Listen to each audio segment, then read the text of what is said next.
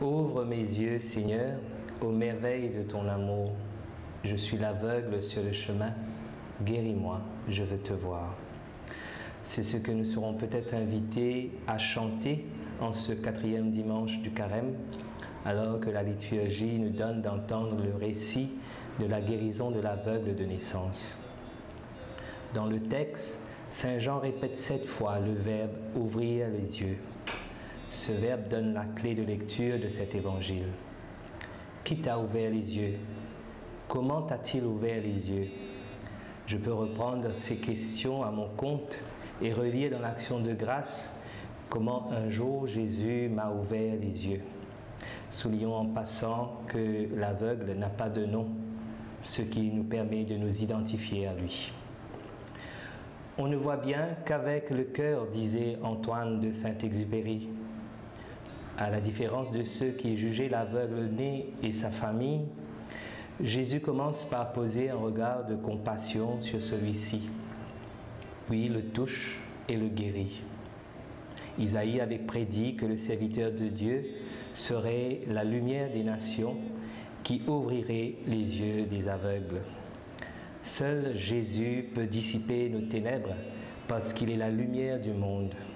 Lui seul peut donner la vraie vue à l'homme, celle de la foi. C'est lui le Siloé, l'envoyé de Dieu. Dans ce récit, l'aveugle ne demande rien à Jésus. C'est le Christ qui prend l'initiative de l'approcher. Mais tout mendiant qu'il est, il accueille ce don et obéit humblement aux directives de Jésus. En faisant de la boue qu'il applique sur les yeux de l'aveugle, Jésus refait le geste créateur de Dieu. Il exerce et révèle sa mission de rétablir l'humanité dans sa dignité première. L'acte de se laver dans la piscine et de recouvrer la vue par la suite nous rappelle le baptême. Ce sacrement est une nouvelle création en même temps qu'une illumination. Portons dans nos prières les catéchumènes qui cheminent vers la lumière du Christ. Une fois guéri, l'ancien aveugle fait face à l'insulte, la moquerie, la menace et la condamnation des pharisiens, de même que l'excommunication du temple. Mais il n'a pas peur. Après avoir fait l'expérience de la toute-puissance de Dieu et éprouvé dans son corps cette vision de Dieu que lui donne la foi, cela a banni de lui toute crainte. Il va jusqu'à oser inviter les pharisiens à devenir disciples de Jésus. Devenu un autre Christ, le baptisé doit s'attendre à faire l'expérience de la croix. Il doit se tenir prêt pour le combat et ne pas avoir peur.